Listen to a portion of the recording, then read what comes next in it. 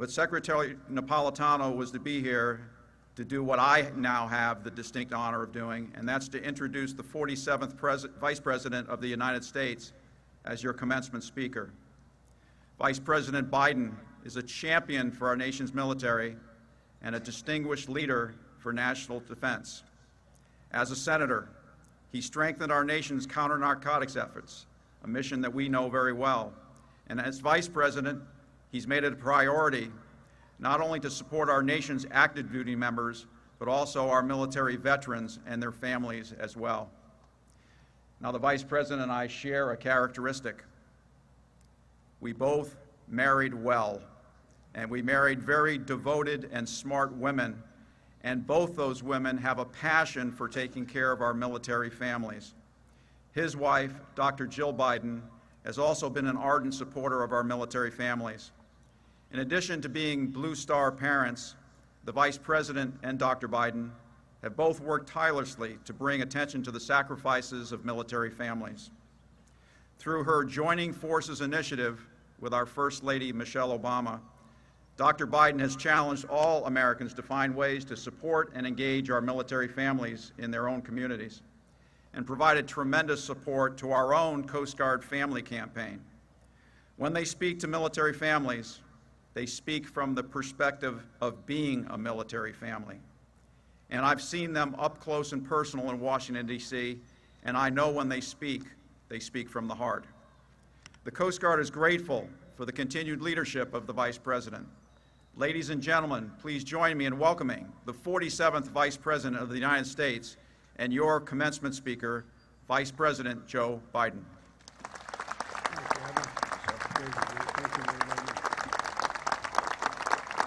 Thank you very much, Admiral.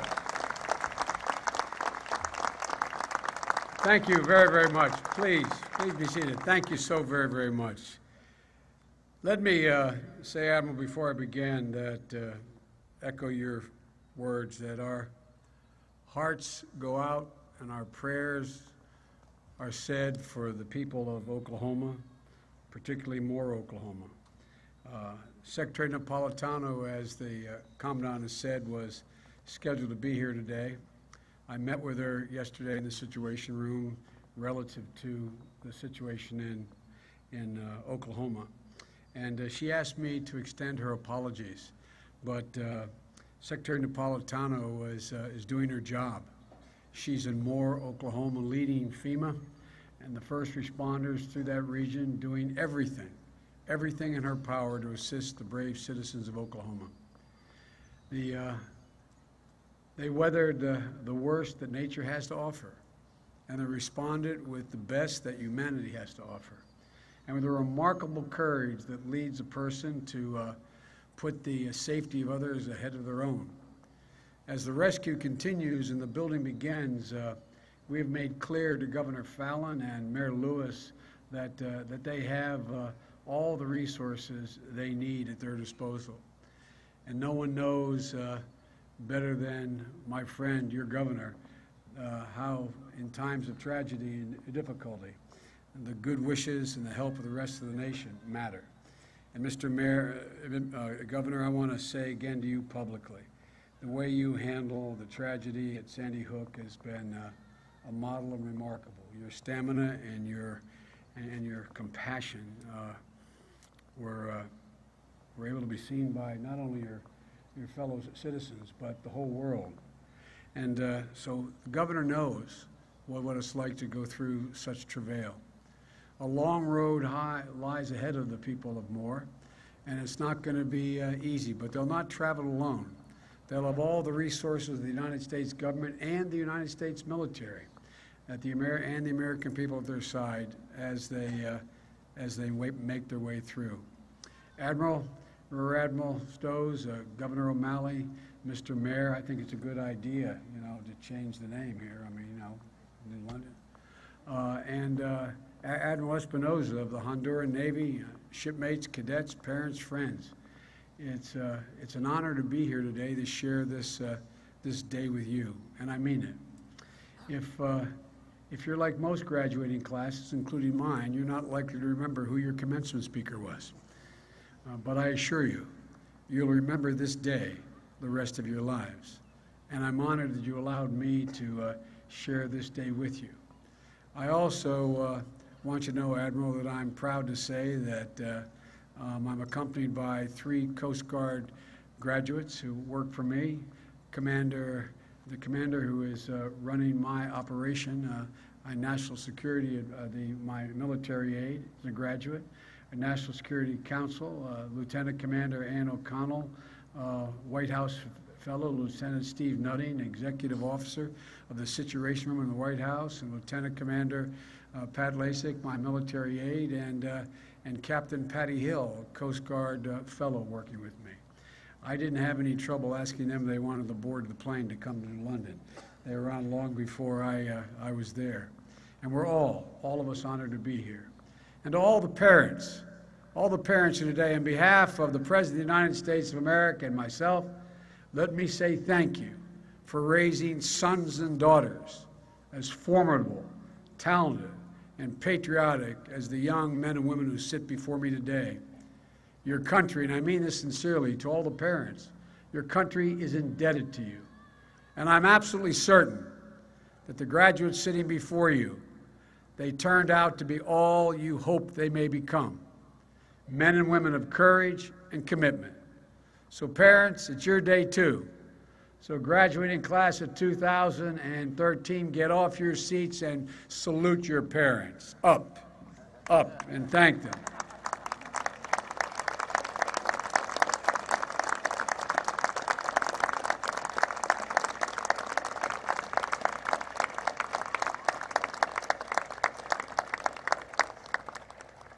And I have a feeling we all may be saluting as our Commander-in-Chief, Sullivan Spaghetti, before this is over. You done good, boy. I'm just glad you're so damn young you can't take my job yet. You got to be 35 to qualify. Folks, in the early days of the Republic, Alexander Hamilton suggested, and I quote, that a few armed vessels judiciously stationed around the entrances of our ports might, at a small expense, be made useful sentinels of the laws. Well, all of you sitting before me today are about to become Hamilton sentinels, part, and this is not hyperbole, part of the greatest Coast Guard the world has ever seen. 294 young men and women with sound bodies, stout hearts, alert minds, with a liking for the sea and its lure, and with that high sense of honor, loyalty, and obedience, which goes with trained initiative and leadership. That is the Academy's mission, and that is what the Academy accomplished with all of you, the class of 2013. And great credit goes to the senior officers and professors who have brought you to this state. We owe all of you, all Americans, a debt of gratitude for training such an incredible group of young women and men. And you all deserve a round of applause as well.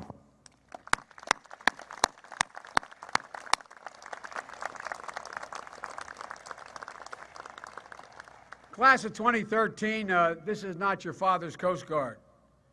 You are now an integral, indispensable part of the most capable armed forces in human history, and that is not hyperbole.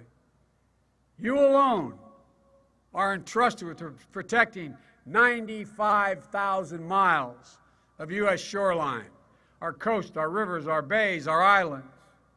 And your mission extends even beyond that, from the Horn of Africa to East Asia, as the song says, from Aztec shores to Arctic zones. For most of you, 4 years ago, you were among the most promising high school graduates anywhere in America. Your future was limited only by your imaginations. And no one would have blamed you for choosing an easier road, one with greater physical security and more material gain. But that is not what you were made of. The old poem goes, "The call of the running tide is a wild call and a clear call that may not be denied." Thank God you answered the call. You chose to answer that difficult but noble calling, to risk your lives in the service of your nation so that others may live. You survived as swabs. You got haircuts so severe your parents didn't recognize you. You read running light, squared your corners, kept your eyes on the boat. 40 years from now, if someone wakes you from a deep sleep and asks you, "How's the cow?" you will not hesitate. You survived culminating events like the challenge of the Guardian, 100th week, and sea trials. You climbed masts nearly 150 feet high and more. You learned fellowship and leadership. It seemed like it would never happen, I expect, but you became cadre. You started teaching the new swabs. You spent your summers on missions far and wide. You paid your dues, and now you're about to become full-fledged commissioned officers in the nation's oldest continuing seagoing service, the United States Coast Guard. And on behalf of the Commander-in-Chief, your Commander-in-Chief and mine, let me say congratulations on a job well done. Class of 2013, you just didn't heed the call, you relished the challenge. On the playing fields, you excelled. You've been named All-American, All-Conference, All-New England. When not off on the international debating competitions, Holly earned the first-team All-American in softball. And more important, her team won 3 state NUMAC tournament championships. Now, while your quarterback, John Reich, was not leading in hours in the library, Johnny boy, I understand that. I played too. He was leading the Bears on the football field. As quarterback, he shattered every record.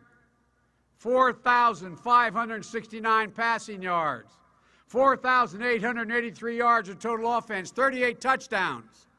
When I asked the young man putting together my speech to put this in the speech, he asked, "Do you need the details?" I said, "Obviously, you never played football. The details matter." And in the classroom, many of you excelled academically, and some of you, some of the major things you did not show up in your grade sheet.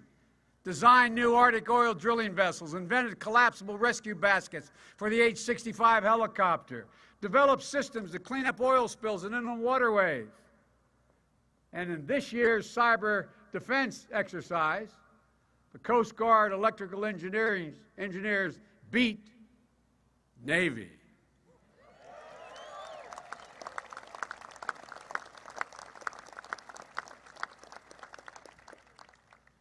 My son, who's a commissioned officer in the Navy, suggested I not say that. My son, who's an Iraqi veteran, a major in the Army, suggested, yes, I should.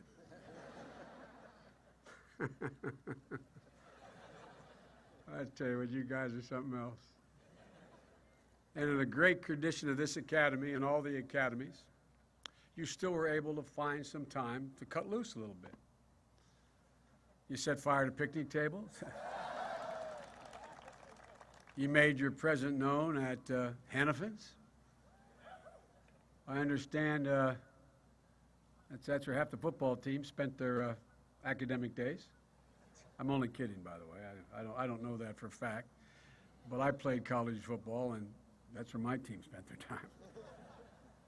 I've learned from personal experience that, and I want you to listen closely to this, I've learned from personal experience, Admiral, that minor disciplinary infractions don't get in the way of talent. I guarantee you that's true. And it's with great relish, having been engaged in many minor infractions myself, and in keeping with the long-standing tradition of tradition I truly wish they had had at the University of Delaware when I graduated. I have now absolved you of all of those of you who committed minor infractions. That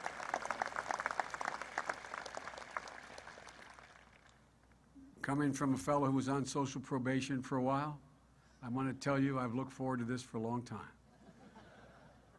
Look, I'm proud of all of you. You have sacrificed to serve your country, and it's just beginning, as your commencement speaker said.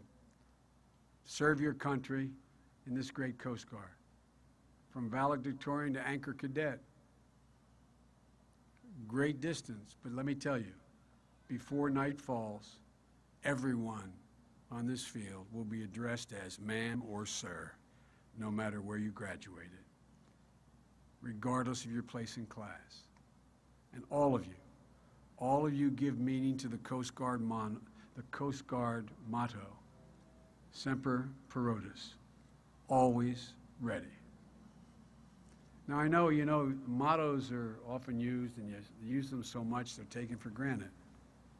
But it really is how your fellow Americans think of you. Think about it. I really mean this. Think about it. The first thing they look to when they're in distress on the high seas, in the water, is the Coast Guard. Everything you do, from search and rescue to natural disasters, your shipmates have saved 3,650 lives last year alone, risking their lives.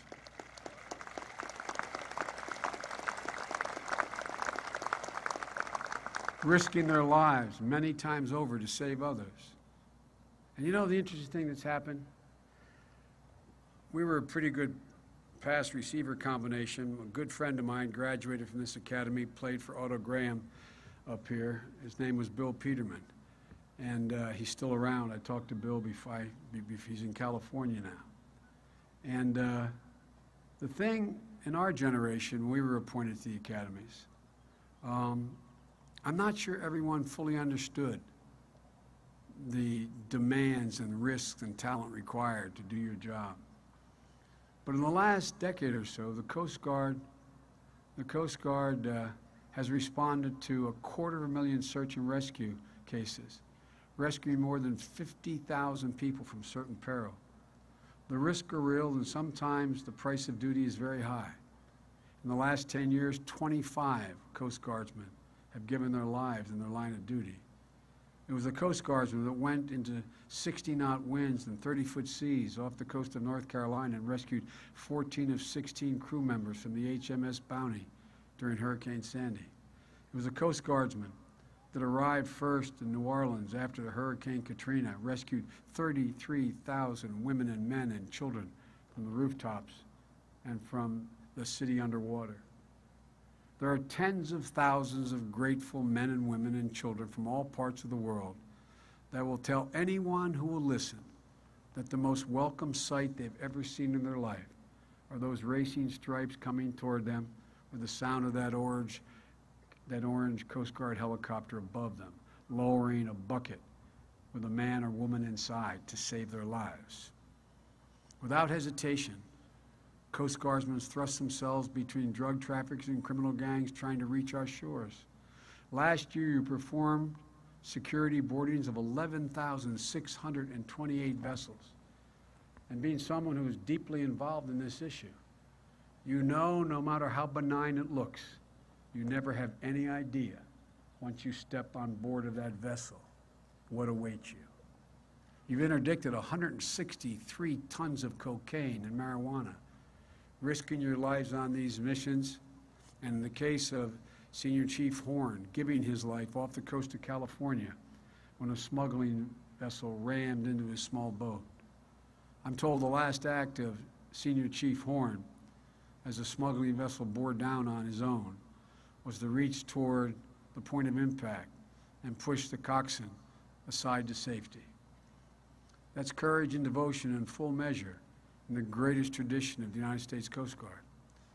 And finally, over the last decade or so, because of of celebrated productions like The Perfect Storm, The Guardian, Coast Guard Alaska, and The Deepest and The Deadliest Catch, the American people have become aware of the incredible risk taken, talent required, and courage displayed in your search and rescue and interdiction missions. The American people are in awe of what you do. But what they don't know is that's only half of what you do. Today's Coast Guard is fully integrated into the global mission of the United States Armed Forces. Some on this campus might even say the Coast Guard is the hard nucleus about which the Navy forms in times of war. I did not say that. Some here would say that. But the real truth is, you work seamlessly with your sister services, and the whole of our military might, as a consequence, is greater than the sum of its parts. And your job is only getting more complicated. The Coast Guard's job, requiring greater capacity, greater talent. Because as the Irish poet William Butler Yeats once said in a poem about his Ireland entitled Easter Sunday 1916, he said, "All's changed, changed utterly. A terrible beauty is born. No graduating class gets to choose the time into which they graduate. And every time is different. But you're graduating into a world that is rapidly changing, changing utterly. From challenges and missions to changing climates. As I said, this is not your father's Coast Guard. We rely on you, the United States Coast Guard, to see that the world in which we are graduating is beautiful and not simply terrible. All's changed. You graduated in a world where the great powers have stepped back from the brink of mutual assured destruction, but where new stateless actors have stepped into the breach with the desire to smuggle weapons of terror into American ports in the belly of cargo containers to do our people great harm. All's changed. You graduated in a world where the new fault lines between nations are the sea lanes and the straits you know so well. Because more than any other time in history, every nation's economic power and viability is tied to the global economy, and as ever, both dependent on the safe passage of goods on the seas, because 90% of all goods are traded by sea. The container ship is still the backbone of global commerce, and it's your job to secure it. You graduated in a world where piracy and human trafficking have reached levels that no one thought could exist 50 years ago. You graduated in a world where our environmental security, our shorelines, our fisheries, all are threatened by this country's need to drill in deep seas and transport hundreds of billions of gallons of oil on the high seas. You graduated in a world where the consequences of global warming offer the possibility of ice-free passage across Arctic regions that didn't exist when you were born, presenting entirely new challenges that will demand greater international cooperation and so much more. But in every case, you're going to play a pivotal, essential role. And that's why, as officers, you will conduct port security training missions in countries as diverse as Liberia and Saudi Arabia and Indonesia to ensure that U.S. port facilities around the world meet the security standards that containers entering the United States require, being certain that they do not contain destructive elements. That's why, as officers, you will operate Coast Guard icebreakers that allow ships to navigate waters that would otherwise be unpassable, from the Great Lakes in the Northeast to new passages in the Arctic. And that's why today you are preparing for an Arctic future that includes colder, more remote, more complicated operations than routinely have ever been engaged in before by the Coast Guard.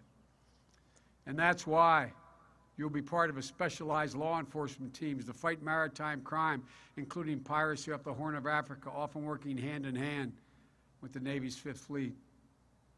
And that's why you'll respond to not just natural and man-made disasters, to stop ships from illegally polluting and catch those that do, to help prevent and clean up oil spills, not just to protect our resources, but to help train and partner with other countries to protect theirs as well.